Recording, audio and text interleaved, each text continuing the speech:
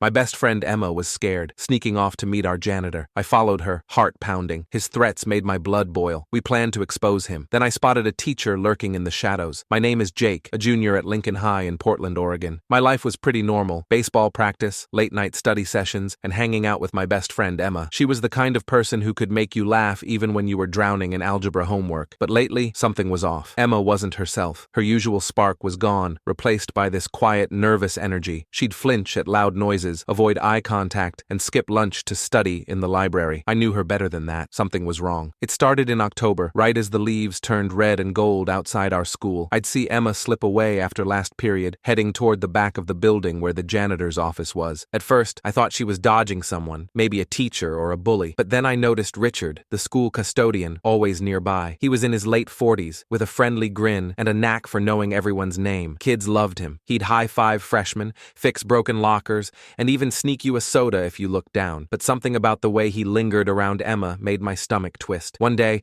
I couldn't shake the feeling anymore. After school, I followed her. My heart pounded as I crept down the empty hallway, past rows of lockers, toward the janitor's office. The door was cracked open, and I peeked through. Richard was there, handing Emma a paper bag. She mumbled something, her shoulders hunched, and he leaned closer, his voice low and sharp. I couldn't hear the words, but the way Emma's hands shook told me everything. This wasn't a friendly chat. This was something dark. I ducked behind a vending machine as Emma hurried out, clutching the bag. My mind raced. Why was she meeting him? What was in the bag? I wanted to run after her, demand answers, but my feet stayed glued to the floor. That night, I barely slept, replaying the scene in my head. Emma was in trouble, and I had to figure out how to help her without making things worse. The next day at lunch, I pulled Emma aside in the cafeteria, away from the noise of clattering trays and gossiping kids. "What's going on with you and Richard?" I asked, keeping my voice low. Her eyes widened, then darted away. "Nothing, Jake. Just, he's helping me out." Her voice cracked, and she picked at her nails, a habit she had when she was lying. "Helping how?" I pressed. She hesitated, then whispered, "He gives me food. You know my mom. She's not great with groceries." My chest tightened. Emma's mom was a mess, always drunk or yelling, leaving Emma to fend for herself. But this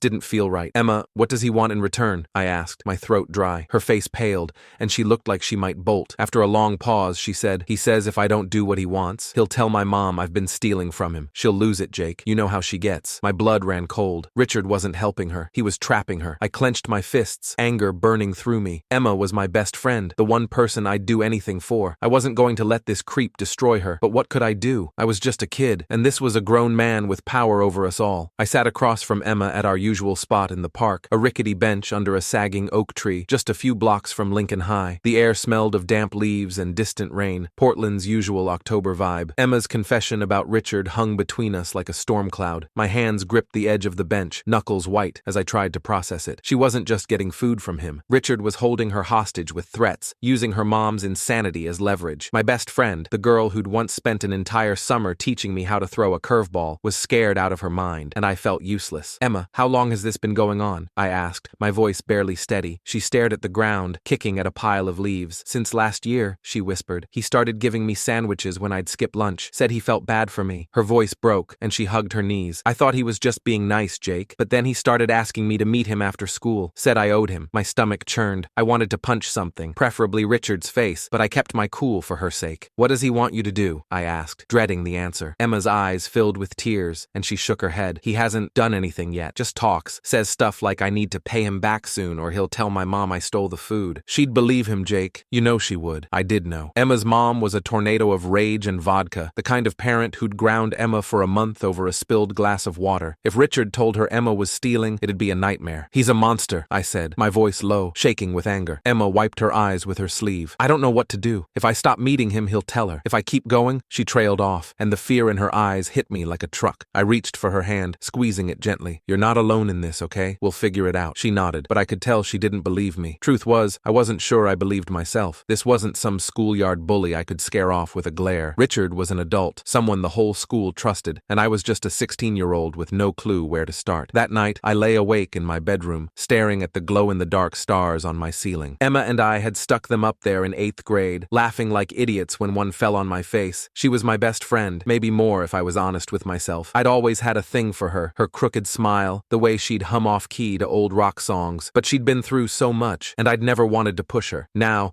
knowing she was trapped by this creep, my feelings felt like a weight. I couldn't let them distract me. I had to protect her, no matter what it took. The next day at school, I watched watched Richard from a distance. He was mopping the hallway, joking with a group of freshmen like nothing was wrong. His easy smile made my skin crawl. How had I not seen it before? The way he lingered too long near certain kids, always girls, always the quiet ones. I thought about confronting him, but what would that do? He'd deny everything, and Emma would be the one to pay. I needed a plan, something smarter than my usual impulsive ideas. But my mind was a mess. Anger at Richard, fear for Emma, and this gnawing guilt that I hadn't noticed sooner. She'd been suffering for months, and I'd missed it. By lunch, I was a wreck, barely touching my burger. Emma sat across from me in the cafeteria, her tray empty as usual. "You okay?" she asked, her voice soft. I wanted to laugh. She was the one in trouble, and she was worried about me. "I'm fine," I lied, pushing my fries toward her. "Eat something." She hesitated, then took a fry, her fingers trembling slightly. "Jake, promise me you won't do anything stupid. I can handle this." Her words were brave, but her eyes told a different story. "I promise," I said, knowing I was lying again. I wasn't going to sit back and let Richard keep hurting her. I'd find a way to stop him, even if it meant risking everything. I couldn't just sit there and let Richard keep terrorizing Emma. My blood boiled every time I saw him in the halls of Lincoln High, pushing his mop cart, grinning like he wasn't a predator. I needed a plan, something solid, not just me storming in like an idiot. That afternoon, I gathered a crew I could trust. There was Tyler, a linebacker on the football team, built like a truck and fiercely protective of his little sister. Marcus, the editor of the school paper, had a knack for digging up dirt without getting caught. And Lisa, a junior who worked as an office aide, had access to schedules and keys that could make or break us. We met in the library after school, tucked in a corner behind stacks of dusty books. "Richard's blackmailing Emma," I said, keeping my voice low. Their faces hardened as I explained how he'd used her hunger, her fear of her mom, to trap her. Tyler's fists clenched, his jaw tight. "That creep's been too friendly with my sister too," he growled. I thought it was just me being paranoid. Marcus leaned forward, his pen tapping his notebook. "We need evidence, something he can't talk his way out of." Lisa nodded, her eyes sharp. "I can get his schedule. He's always in that office after hours." The pieces were coming together, but my heart was racing. This was real, and it was dangerous. The plan was simple, but risky. Emma would keep meeting Richard, but we'd record everything. I pulled out my old Nokia phone, nothing fancy, but it had a voice recorder. "Hide this in your pocket," I told Emma later that day, back at our park bench. Her face went pale, her hands trembling as she took the phone. "Jake, what if he finds it?" she whispered. I hated putting her in this position, but we needed proof. "He won't," I said, trying to sound confident. "Just get him talking. Say you're scared of your mom. He'll bite." She nodded, but her eyes were glassy with fear. I wanted to hug her, tell her it'd be okay, but I didn't want to make promises I couldn't keep. Over the next week, we prepped like we were planning a heist. Marcus borrowed a tiny camcorder from his dad's garage, swearing it'd catch clear audio. Lisa swiped a spare key to the janitor's office during her office shift, her hands shaking as she handed it to me. "Don't lose this," she said. Tyler scouted the back hallway, figuring out the best hiding spots for us to stay close without being seen. I coordinated everything, but inside, I was a mess. What if Richard caught on? What if Emma got hurt? Every night, I lay awake, imagining worst-case scenarios. Emma was counting on me, and I couldn't screw this up. Emma recorded 3 meetings with Richard. Each time, she came back shaken but unharmed, the phone tucked safely in her pocket. I listened to the recordings in my room, headphones on, my stomach twisting. Richard's voice was calm, almost kind, as he reminded Emma what he'd tell her mom if she didn't cooperate. His words were careful, but the threats were clear. "You owe me, Emma. I've been patient," he said in one clip. I wanted to smash my phone, but we needed more. "One recording won't cut it," Marcus said at our next library meeting. "We need a pattern, something undeniable." Tyler cracked his knuckles. "Or I could just beat the truth out of him." I shot him a look. "Not yet, man. We do this right." The hardest part was watching Emma walk into that office, knowing what she was facing. I'd wait at the park, pacing, checking my watch every minute. She'd show up after, her face pale but her jaw set. "He's getting bolder," she said after the 3rd recording. "He thinks I'm giving in." My chest ached. She was so strong, but I could see the toll it was taking. I hated myself for asking her to do this, but I hated Richard more. We were close, but not close enough. We needed something bigger, something that'd nail him for good. I looked at my crew, Tyler's fists, Marcus's brain, Lisa's access, and Emma's courage. We were ready to end this, no matter what it took. The Halloween dance at Lincoln High was the perfect cover. Portland's chilly October air buzzed with excitement as kids in costumes flooded the gym, but my crew and I had bigger plans. Richard always volunteered for cleanup after school events, and Lisa had overheard he'd be alone in the building Sunday for deep cleaning. It was our shot. We'd set up Marcus's dad's camcorder in the janitor's office, catch Richard on tape, and end this nightmare. My stomach was a knot of nerves, but Emma's determined nod at our last library meeting kept me focused. She was ready to face him, and I'd be damned if I let her down. Saturday night, after the dance ended, we snuck into the school. Lisa's stolen key got us through a side door, the metal creaking in the quiet. My heart hammered as we crept down the dark hallway, past streamers and spilled punch cups. Tyler carried the camcorder, his jaw set like he was heading into a game. Marcus scouted ahead, checking for security guards. words. Lisa led us to the janitor's office, her flashlight shaking slightly. Inside, the room smelled of bleach and dust, with shelves crammed full of cleaning supplies. We hid the camera in an empty box of gloves, its lens peeking through a tiny hole. Tyler taped a second one behind a stack of paper towels, barely visible. "This better work," he muttered. I nodded, my throat too dry to speak. We had 20 minutes before Richard showed up for cleanup. Every creak of the building made me jump. Sunday morning,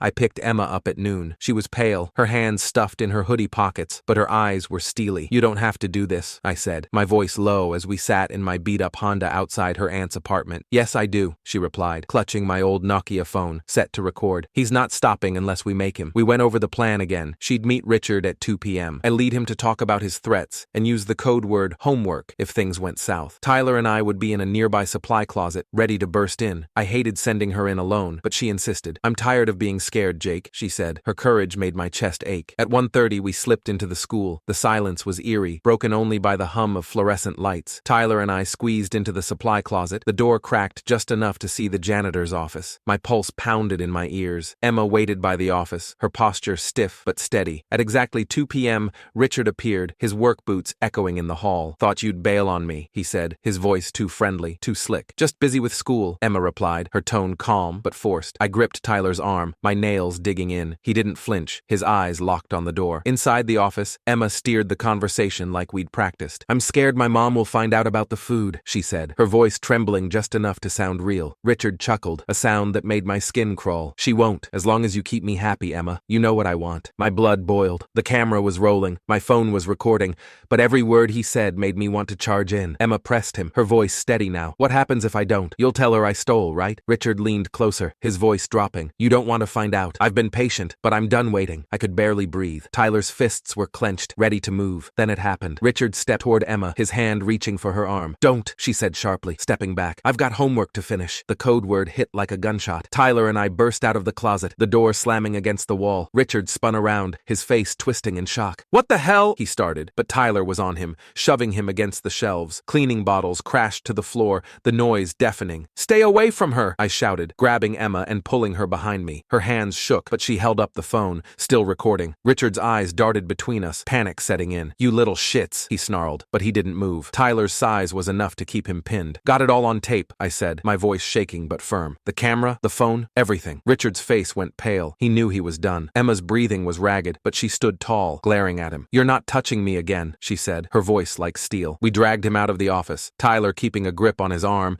and locked him in a storage room until we could get help. My hands were trembling as I called Miss Harper, our English teacher, who'd always seemed to care about kids more than the school's reputation. She arrived in 15 minutes, her face grim as she listened to the recordings and watched the footage. "You did the right thing," she said, her voice steady. "I'm calling the police." As we waited for the cops, Emma leaned against me, her head on my shoulder. "I'm okay," she whispered, but I could feel her shaking. I wrapped an arm around her, my heart still racing. We'd done it. We'd caught him, but the look in Emma's eyes, relief mixed with pain, told me this wasn't over for her. Not yet. The police arrived at Lincoln High within 20 minutes, their sirens cutting through the Sunday silence. Miss Harper stood with us, her arms crossed, as officers took Richard away in handcuffs. His face was a mask of rage and disbelief, but he didn't say a word. Emma clung to my arm, her breath shallow, as we handed over the recordings and camcorder footage. The cops listened to the audio, their expressions darkening with every word Richard said. "This is enough to hold him," one officer said, his voice clipped. "We'll need statements from all of you." I nodded, my throat tight. Emma looked like she might collapse, but she squared her shoulders and agreed. Miss Harper didn't let it end there. She called Emma's aunt, Barbara, who showed up at the station, her face a mix of fury and worry. Barbara had been staying with Emma's mom, trying to stabilize things, but this was a wake-up call. She promised to keep Emma safe, even if it meant moving her out of that toxic house. "I should have stepped in sooner," Barbara said, her voice breaking as she hugged Emma. I watched them, my chest heavy. Emma had been through hell, and I hated that it took this to get her help. By Monday, the school was buzzing. Richard's arrest hit the local news, his mugshot plastered on every TV in Portland. The principal, already under fire for ignoring past complaints, resigned that week. The school board scrambled to save face, announcing new safety protocols and mandatory staff training. Kids whispered in the halls, some shocked, others saying they'd always thought Richard was off. I wanted to scream at them. Where were they when Emma needed help? But I kept quiet, focusing on her instead. Emma stayed home for a few days, but Barbara worked fast. She got Emma into therapy and started legal steps to become her guardian. Emma's mom didn't fight it, too drunk or too ashamed to care. When Emma returned to school, she looked different, not just tired but lighter, like a weight had lifted. My aunt's cooking actual dinners now, she told me at lunch, a small smile breaking through. It's weird but nice. I grinned, pushing my fries toward her out of habit. Keep eating. You're looking less like a ghost. She laughed, the sound easing the knot in my chest. The fallout wasn't all clean. Richard took a plea deal, 7 years, no bail, and a lifetime on the offender registry. It wasn't enough, not after what he'd done, but it was something. The school's new principal, a no-nonsense woman, met with our group to thank us. You kids did what adults should have, she said. It felt good, but hollow. I kept thinking about Emma's trembling hands, the fear in her eyes. How many others had Richard hurt? How many systems failed to let him get away with it for so long? I was proud we'd stopped him, but the cost was heavy. Emma was safe, but she'd carry this forever, and I'd carry the guilt of not seeing it sooner. Weeks after Richard's arrest, Emma started to bloom. Lincoln High's halls felt different now, like the air was cleaner. She showed up every day, her backpack slung over one shoulder, a new spark in her eyes. She joined the photography club, snapping shots of Portland's rainy streets and the school's old oak trees. Check this out, she said one lunch, showing me a black and white photo of a puddle reflecting the sky. I grinned. You're gonna be famous, Em. She rolled her eyes but smiled, a real smile, not the forced ones from before. Seeing her like that made my heart lighter, even if it ached a little. I'd realized I loved her, not just as a friend. It hit me during those dark days, watching her face down Richard's threats, but I kept it locked away. She'd been through enough without me complicating things. Besides, she was happy now, laughing with Marcus over camera filters or joking with Lisa about office gossip. Our crew, Tyler, Marcus, Lisa, Emma, and me, still met up, bonded by what we'd done. We'd changed something at school, made it safer. Tyler got a wrestling scholarship, Marcus won a journalism award, and Lisa talked about studying law. I was proud of them, proud of us. Emma's life at home got better too. Her Aunt Barbara moved in for good, cooking meals and signing school forms. Emma's mom was in rehab, a shaky start, but a start. Barbara's taking me to a Blazers game next week, Emma told me one day, her voice bright. First time I've ever gone. I high-fived her, ignoring the twinge in my chest. She was building a life, and I wanted to be part of it, even if just as her friend. One spring afternoon, Emma showed up at my house, her camera around her neck. Let's go shoot the waterfront, she said, dragging me out before I could protest. We wandered along the Willamette River, her snapping photos of bridges and joggers. I watched her, the way her hair caught the sunlight, and felt a quiet peace. You're staring, she teased, lowering her camera. I shrugged, my face warm. Just glad you're you again. She looked at me, her expression softening. I wouldn't be without you, Jake. That night, Emma texted me about a summer concert at Waterfront Park. Got 2 tickets. You in? My heart did a stupid flip. Hell yeah, I replied. It wasn't a date, I told myself. Just friends. But when she showed up at the concert, her eyes bright with excitement, I couldn't help hoping for more someday. We stood shoulder to shoulder, music vibrating through us, and for the first time in months, I felt like we were okay. I still thought about Richard, the girls he'd hurt, the adults who'd failed them. It left a hollow spot in me, but it also made me stronger. I started looking at colleges, thinking about sports management, maybe a way to protect kids like Emma. She'd saved me as much as I'd saved her, showing me what courage looked like. As the concert ended, Emma grabbed my hand, pulling me toward a food cart. Tacos? She asked, grinning. I laughed, following her into the crowd, grateful for her, for us, for whatever came next.